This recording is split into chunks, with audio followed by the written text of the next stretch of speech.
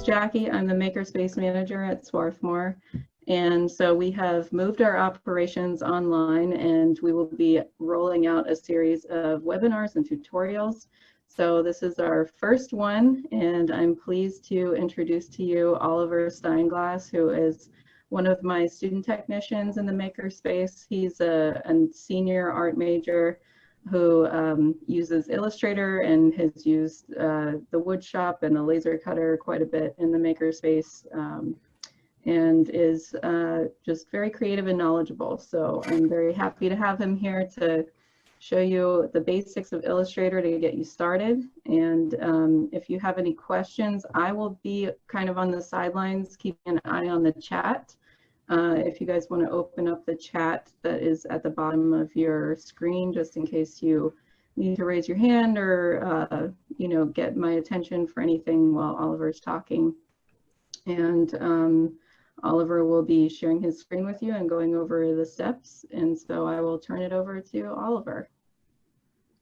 Thanks, Jackie. Okay, so yeah, I'm going to be walking you guys through just the basics of Illustrator. At any point, feel free to interrupt with questions, or if you want me to repeat a step or slow down or anything. Yeah, all right. Let me share. Oh, Jackie, can you make it so I can also share my screen? Yeah, I apologize. I have to make you a co-host. All right, is that working for everyone? Yeah. Yeah. Okay, awesome. So if everyone could just open up Illustrator and open up a new document, and you should get something that sort of looks like this.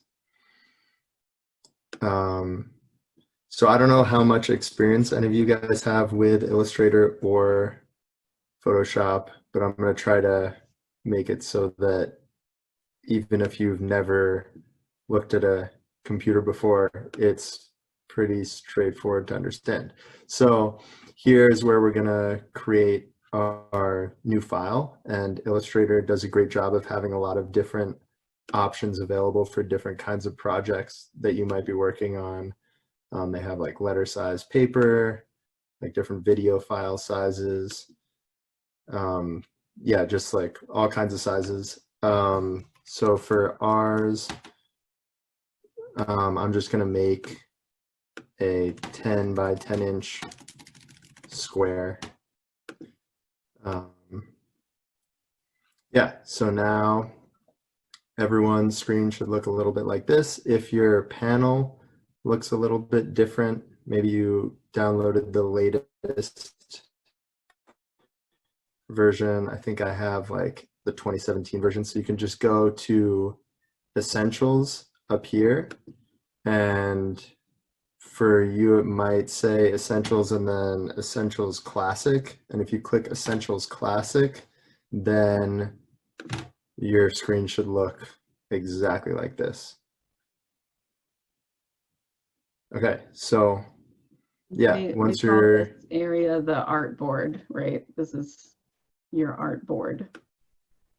Yeah. So as Jackie said, this is your artboard. The rest of what you're seeing here with all the menus, we're going to call the workspace. So the artboard is basically like your canvas. There are ways to create multiple artboards within the same file, which we're not going to cover today because we don't really need to for what we're going to be doing. Yeah, so basically the main difference between Illustrator and Photoshop is that Illustrator is a vector program. So what that means is, like in Photoshop, when you're making a file and you enlarge it or shrink it, it'll get like super pixelated if you try to make it a lot bigger. But in Illustrator, everything works in vector lines. So you can scale anything you're working on up or down basically infinitely, which is super cool and can be super helpful. Okay, so the first, I think, the most important tool to know about in Illustrator is the selection tool, which is this little arrow. It's basically your default cursor. And any time that you're going to be interacting with any of the menus or any of the, like selecting a tool or changing colors or anything, or even moving your shapes around your artboard, you're going to want to be using the selection tool. So you can find that either in the top left corner of this menu bar over here, or board shortcut is just pressing V.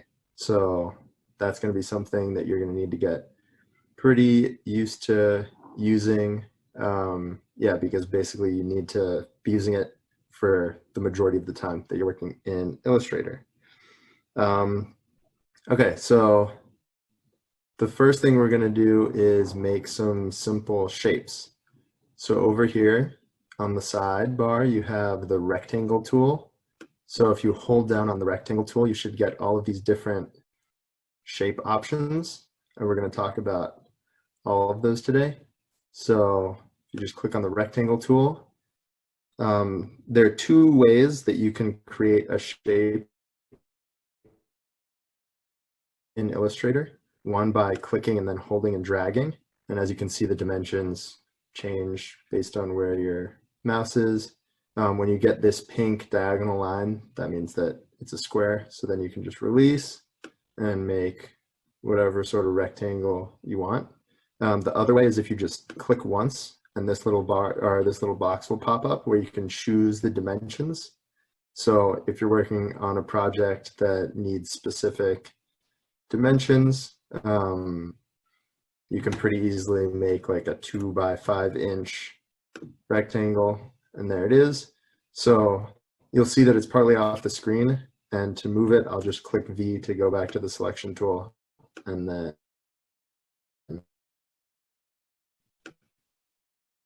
I can move.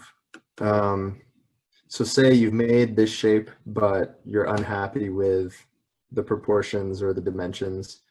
If you go to the corner, you can pretty easily change the dimensions to whatever you want. If you move your cursor a little bit further out, you get the arrow changes, and this is when you can rotate it. So put that back. Yeah, so we're gonna select all of those, delete them, and then we're gonna go back to our shape tool. This time we're gonna go to Ellipse, and here, exactly like the rectangle tool, we can make ovals. When these pink lines appear, that's when it's a perfect circle. And again, you can just click, you can choose whatever dimensions you want for your shape. Another way to make a perfect circle or a square is to hold Shift while you're dragging and creating the shape, and that automatically makes it a circle. Okay, the other kind of shape tool we have, again, going back to the selection tool, is the Polygon Tool. So here you can make a multiple-sided shape. So if you release, yeah.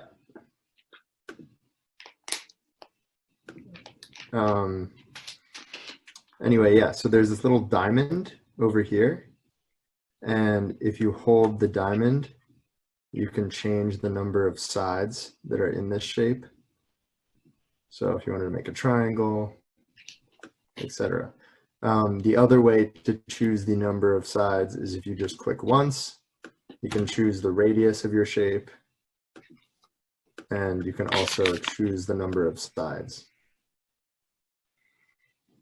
Okay, so we're going to select all of those. The other way to select all of the shapes is Control A for Windows, and I think Command A on a Mac. So that's an easy way just to select everything you're working with. Another important shape or drawing related tool is the line segment tool, and that one is over here. So this is another way to make shapes. You can just draw a series of lines.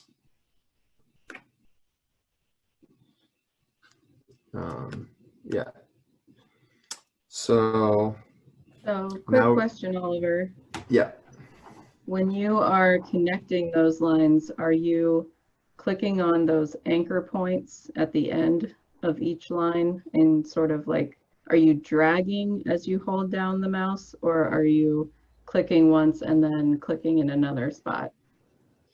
So for what I was just doing, that's a great question. I was clicking, or I was holding and dragging until I have the line how I want it to be, and then I was letting go. And then to create the second line, I was starting somewhere further away, connecting it, and then choosing the, so if I'm trying to make a triangle, I was going from this point rather than this point, because if you click on this point, you're just moving the line more. Okay. Yeah. Okay, so if we go back to just making a square, we're going to talk about how to change the fill and the stroke of a shape. So if you go over to this section, you see both this big box, which changes the fill, and this like outline, which changes the stroke, which is like the outline of the shape. So if you double click the fill, you get this color picker. And here, I mean, it works just like Word or any other program. You can choose whatever color you want. That's okay. And then now my square is green. So same goes for the stroke. If you double click, you can make your outline any color you want. If you press this little swap arrow, you can switch it. So now I have a blue square with a green outline. If you go up here in this bar, you can change the stroke. So if you want like a really thick outline, you can do that. There are also settings where you can play with like the shape of the outline, something like that, something like this. So there are a lot of different options, and you can download more or play around with all the different options. How do you get that upper toolbar to open? What do you mean? Is the upper toolbar not there for you?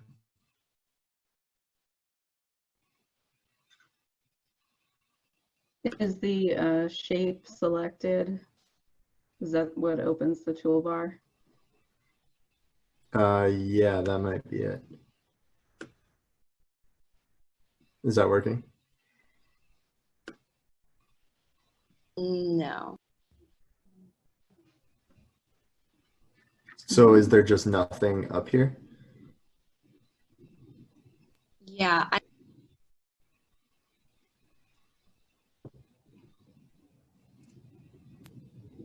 I get like a weird box of information, but it doesn't have like the stroke size.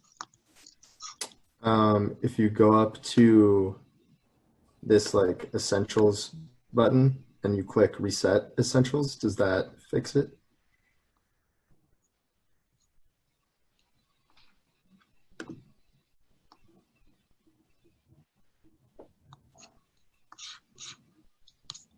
No. Ooh.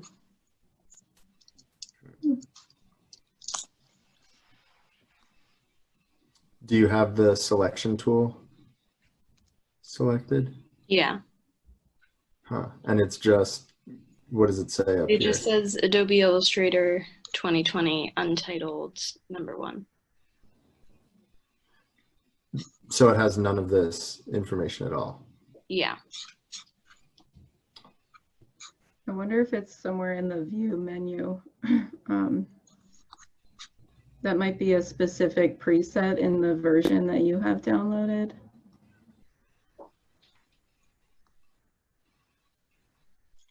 Are you getting this bar on the Yeah, side? I see that thing on the left. Does it look like this one? Yeah. Huh.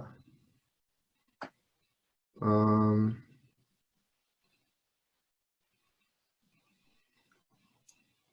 and are you in Essentials or Essentials Classic? I'm in Essentials. Try doing Essentials Oh, I'm in, Classic. okay, I see it. I'm in Essentials Classic now. I see it. Okay, now it works? Yeah. Okay, awesome. Okay. Okay, so now we can delete that shape. And now we're going to go to the type tool, which is how you create text. And you can either do this just by clicking once and then typing whatever you want, or you can create, so the shortcut for the type tool is just T.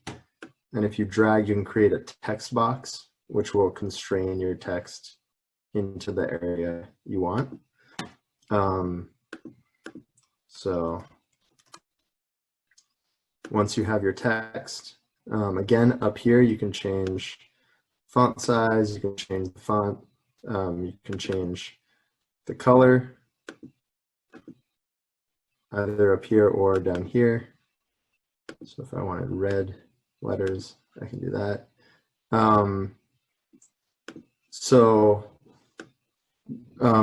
Something that a lot of people will use Illustrator for is like they will sometimes turn the text into shapes. So the way to do that is select your text, go up to type, and then go down to create outlines. So once you've done that, there should be like this outline around each letter. So now if you double click the text and then click on one of the letters, you can like move it around. So now you can change sort of where your letters are. And this will also be useful later on. So then if you just double... Could you do that again? Sure. So I'm gonna write out a word, go back to the selection tool, go up to type, and then go down to create outlines. So once you've done that, you should be able to double click on your word, and then this little layer group bar should appear up here. And now when you click and move your letters, you can change their individual placement. And then if you double click just on the artboard, you can go back to moving the entire word around together.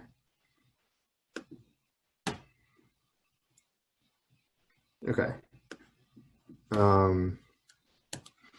So now we're going to talk about grouping and building other shapes. So if everyone could just make, I don't know, like a couple different shapes of different sizes around their screen, that would be awesome. And you can also take this opportunity to play around with like changing the colors of your shapes, making sure you're familiar with how to change both the fill and the stroke of the shapes. So I'll just give you guys a couple minutes to play around with that.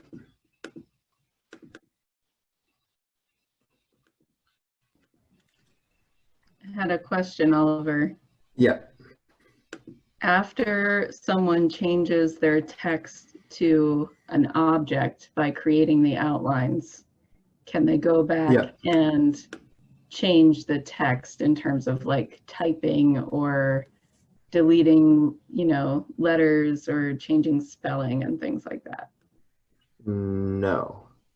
Right. Once you turn the text into objects, I do not think you can change it. Yeah, you cannot change it back to text. So make sure your text is how you want it before you turn it into an object. Good question. Does anyone else have questions right now before we keep going?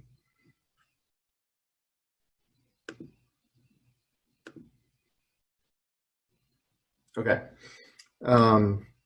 So now if you move a couple of your shapes so that they overlap, we're going to talk about a couple of things. So say I want this black rectangle to be in front of the red oval instead of vice versa.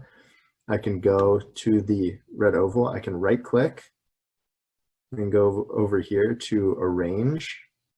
And here you can send, or yeah, you can basically move the red circle forward or backward on your file. So I can send it to back, and now it's layered behind the rectangle. So if I want to move all of these around the artboard, I can either drag this selection box around and then move them, or if I don't want to make this selection every single time I'm trying to move these three shapes around, I can select them all and then right click and go over here to group. So now that they're grouped, say I'm like playing around with my shapes down here and then I want to move all of these somewhere else, I can just drag any of them and they'll all move together. So that can also be super helpful.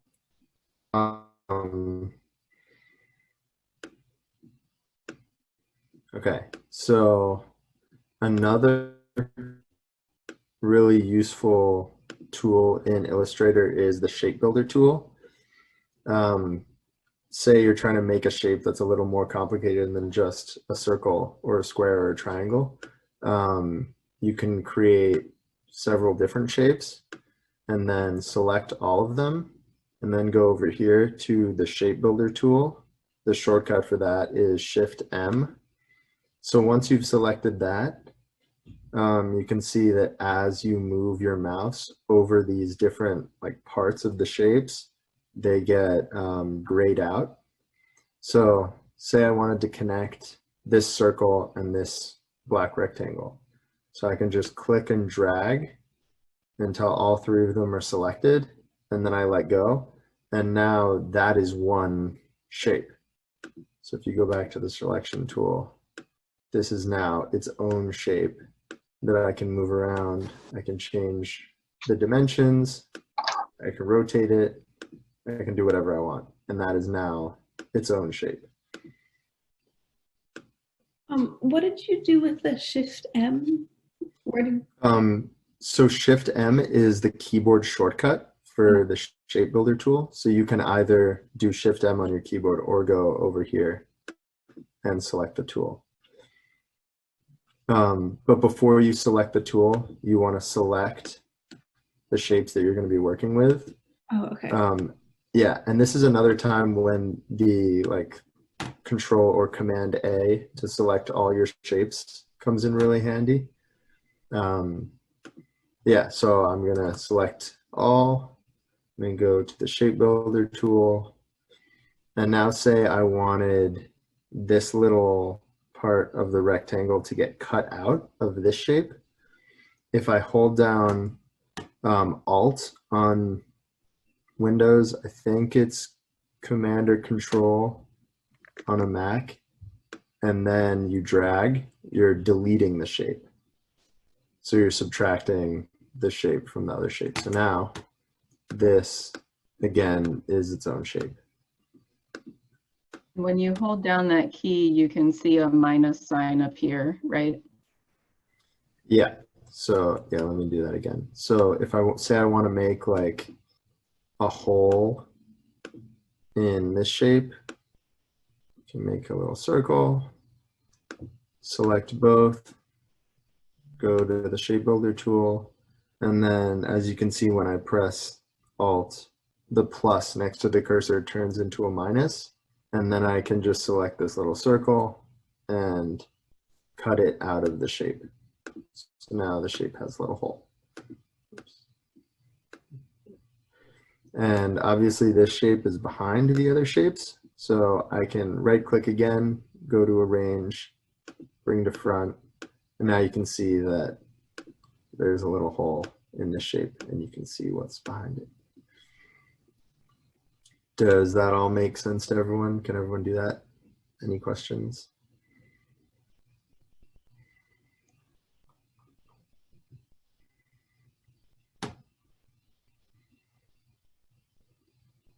Okay. So I'm going to delete all of these. Another important feature in terms of fill and stroke is, as you can see right now, the stroke has this red diagonal line, which means there actually isn't one. So if I make this circle, there isn't a stroke. It's just the green circle. And if I switch these, now there's no fill and it's just the green outline. So a couple reasons why you might want to do this is if you're trying to have another shape behind it that you want to see through it. So I'm going to make the outline black. Move it to the front. So now I can see the other shapes behind it. Now, instead of being able to just drag a shape around from anywhere, you have to have your cursor on the outline itself to move it. So if I try to do it from the inside, I can't. Yeah, so I'm going to make a couple of shapes that are like that. And the other way to do that is if you have a shape selected, say I want to make the outline blue, and I want there to be no fill in the middle, I'm going to click fill once to move it in front of stroke, and then right over here there's this little white square with the red diagonal, and like that, and remove the fill from my shape. So now we're going to make a couple of shapes like that.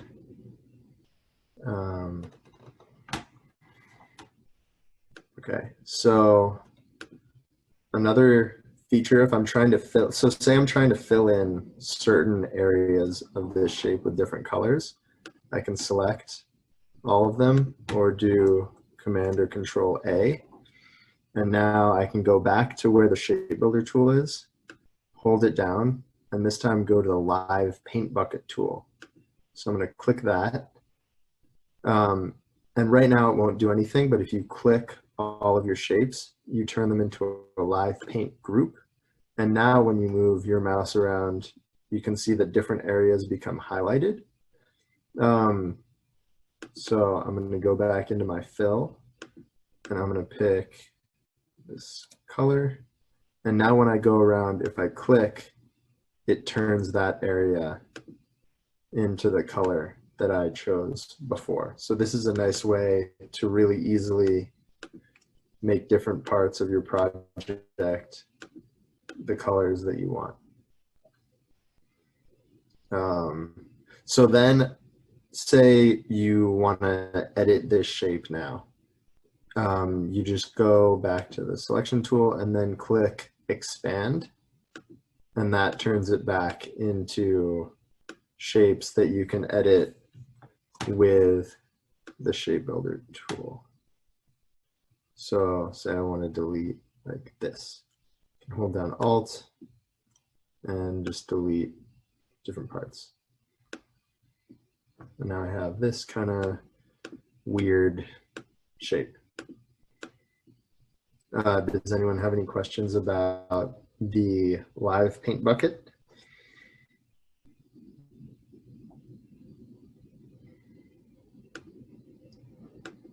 Nope. All right. Cool. So if everyone's feeling pretty comfortable about all of those steps, I go over here. I've made this little house that uses some of the skills that we've been talking about.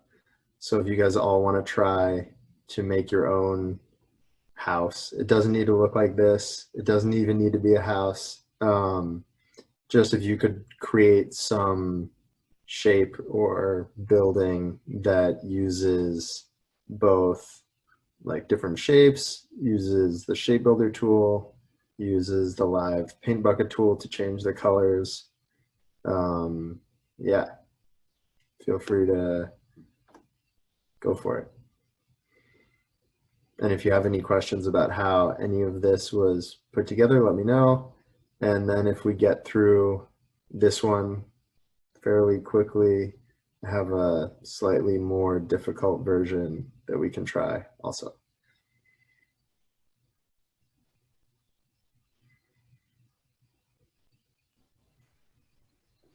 And while they're working on that, I just wanted to point out that all of these, the shape builder tool and all of the sort of like bringing objects to the front and back and things like that, once you change text into an object, you can make all of those same changes to the text, right?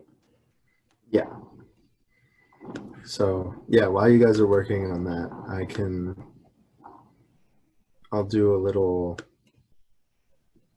text something with what Jackie was just talking about.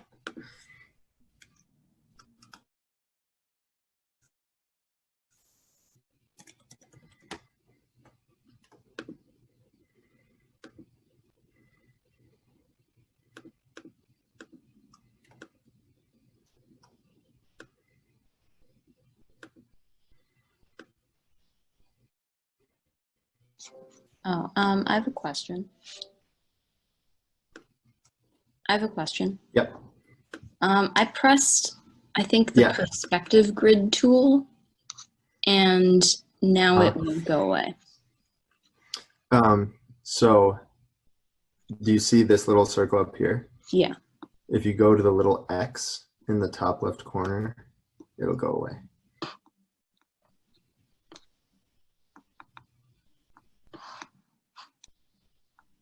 Did that work?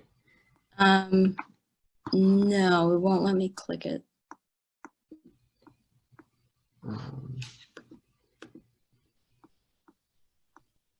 It's pretty small, yeah.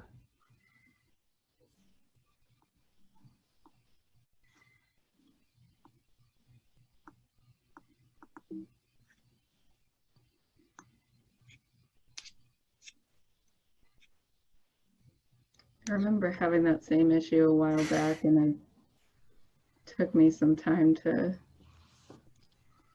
figure it out.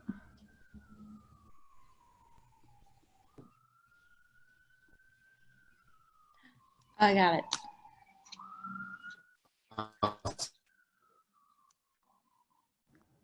Was it just kind of small and hard to click on? Yeah. Okay.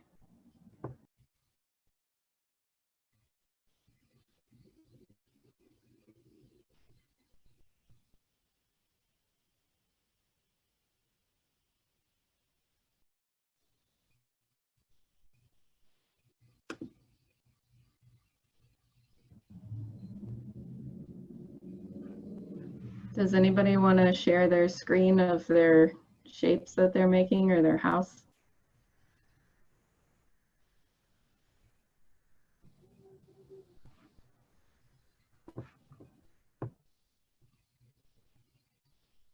I'll share mine. Except I can't actually. You're right. I have to give you sharing abilities. Let me try that.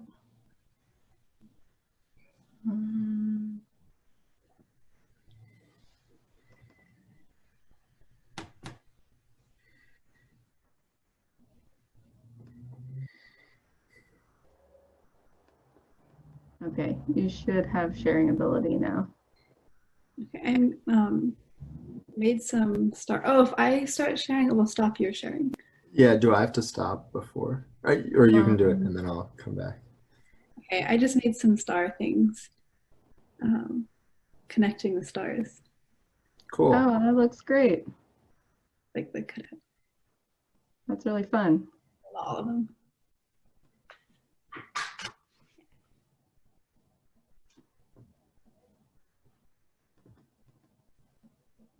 If anyone else wants to share, I can give you a sharing ability.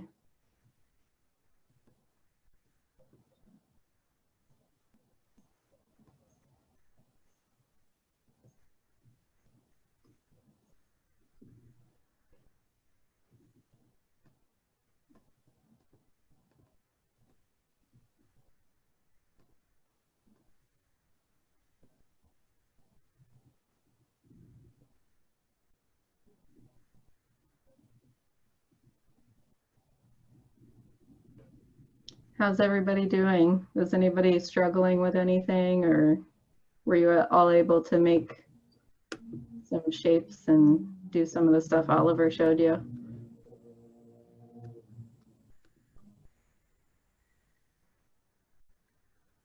I'm just taking notes right now, but this is really interesting and I'm excited to do this later.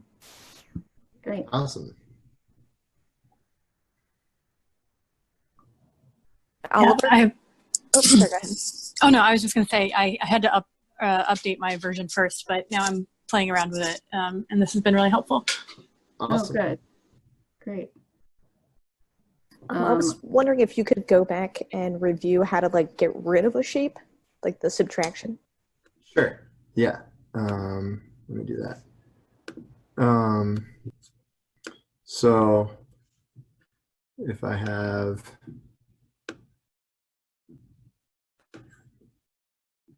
these two rectangles, and I select both of them, and then I go to the shape builder tool, and then on Windows I hold Alt. I think on Mac it's Control, but try Control or Command, and you should see that the little plus sign next to your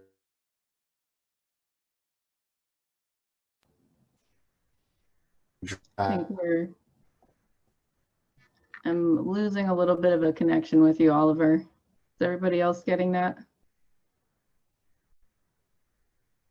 Yeah, he cut out a little bit. Okay, yeah.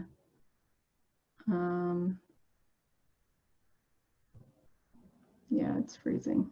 So what he was saying was once you select all of your shapes, then if you go back to the shape builder tool and then select or press either Alt if you're on Windows, or I believe it's Command or the Apple key on your on a Mac, it should change that shape builder tool to the minus sign, and then you can select the shape that you want to subtract. Right, Oliver?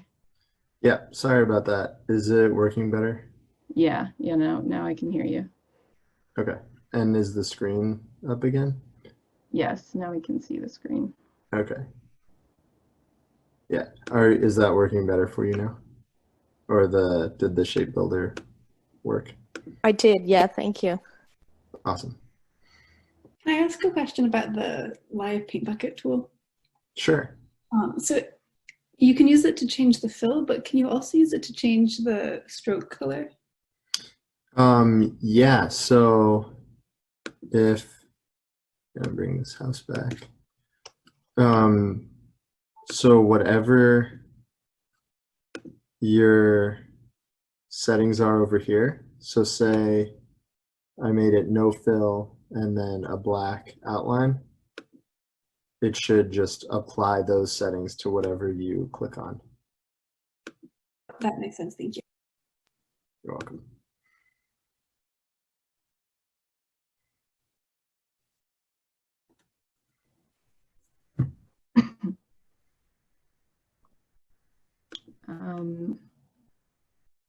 Did anybody else have any questions? I was going to have Oliver maybe go over a few different, just demonstrate that kind of stuff on some text for you. Is anybody interested in seeing that? I'm interested in that. Yeah, I'm definitely interested in that, but I'm also kind of interested in like how to use the files of type like .ai files. Okay. Like yeah. incorporating them in presentations and things like that. Sure. So yeah, when you're done with a document, you can either save it as an AI file or export it. So to do that, you would go to File, Export, Export As, and here you have a couple of different options. So if you just want it to be an image, including like the white background, you would just do a JPEG.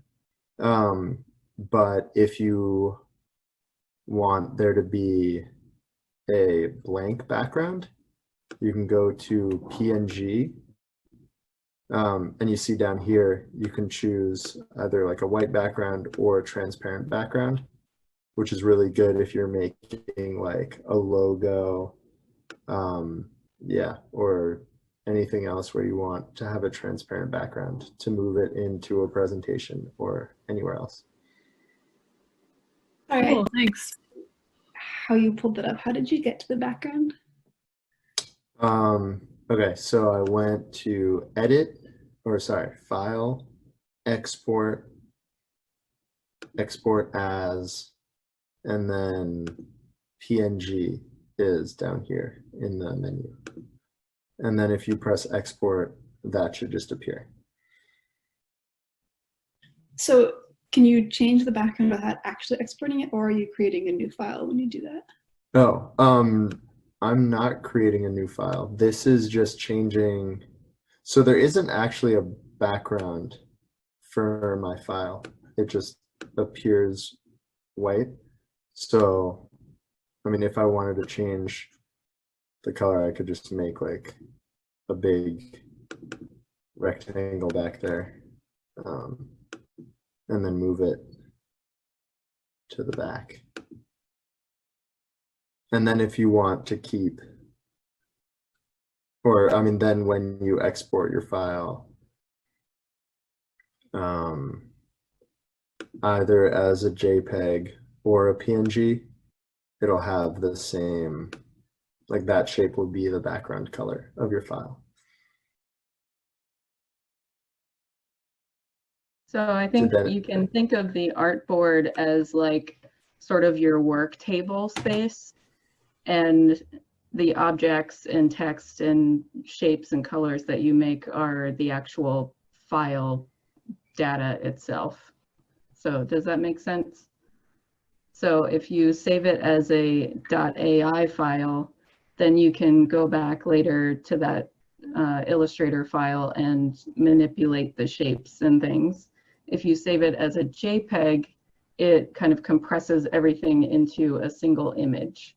So then you can use that as something in a presentation, or go to print it as a poster, or you know, upload it to a web page or things like that.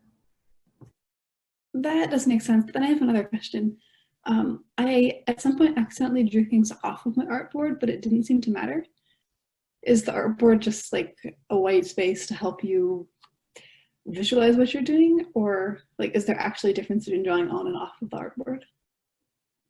So the difference comes when you're saving your file. So when you save it, everything that's on the artboard will be a part of that file, and anything that's off will not. Okay.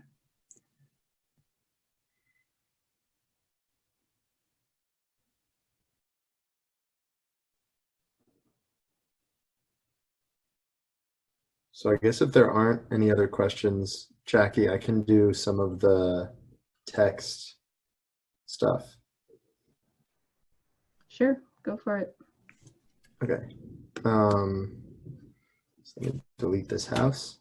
And I'll start this over. So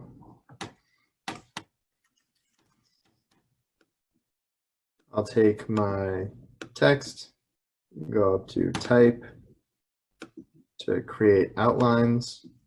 And then, yeah, just like any other shape, you can make it bigger, you can rotate it.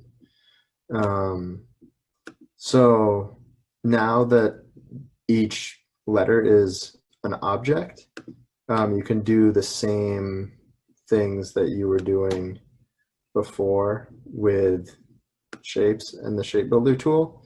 So say I have like this rectangle, I can select both, and then I can use the shape builder tool to like delete the overlap to make like a cool effect if I want there.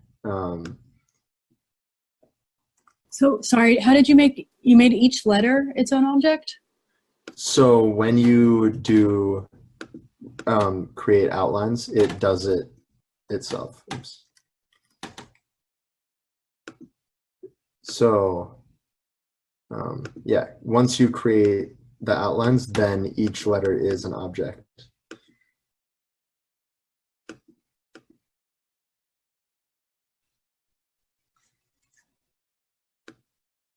Sorry, can you still adjust like the? Oh yeah, you can do it. Yeah, you can adjust the size of the text. Yeah.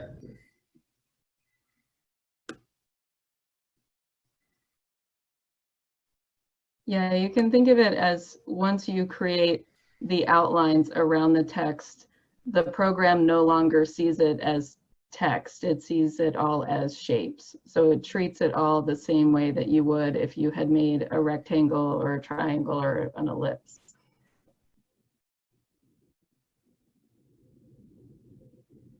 Makes sense. Thank you.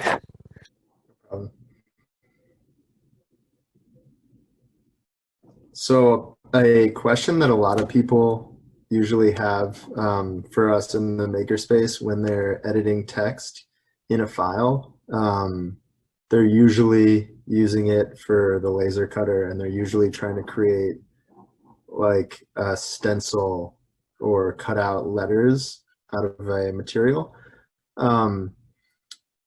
So without going too deep into how the laser cutter works, if you could imagine this E getting cut out, this space would sort of just fall away and there would just be a big hole there. So a way to keep this E from falling out basically is to create another rectangle right here,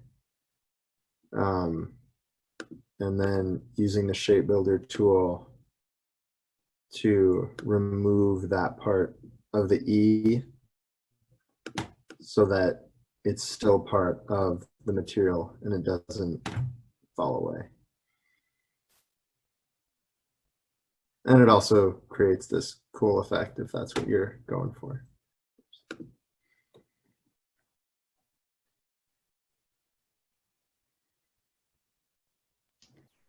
Okay, well, Oliver, does that conclude your lesson plan for today?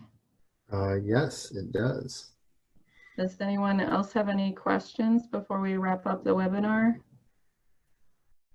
Oh, how do you add a layer? Okay, yeah, so we didn't really get to that today, but real quick. So as you can see here, I have my layers, and this button right here will create a new layer. So as you work on more complicated files, it's nice to have them organized in layers. So like say this green box is, like I'm working on just the green box. I can hide the other layer and now I just see this, but the blue shapes are still there. Could you I can also point out the button again, please? It's right here, the little eye. No, the one that makes a new layer. Oh, this one, sorry. Oh, okay. Yeah. Yeah, it almost looks like a little Post-it note being pulled up. And then the one to the right can delete a layer. So the other useful thing about layers is instead of like right clicking and doing arrange, if I wanted the blue shapes in front of the green shape, I can just drag the layer above it.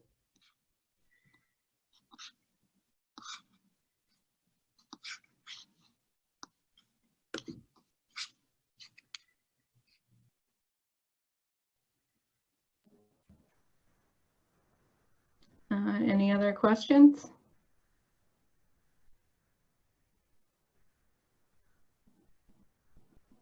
Did everybody find this as a helpful introduction?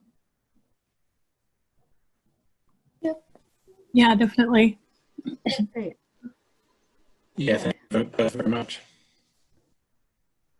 Okay. Well, thank you, Oliver. Excellent job today.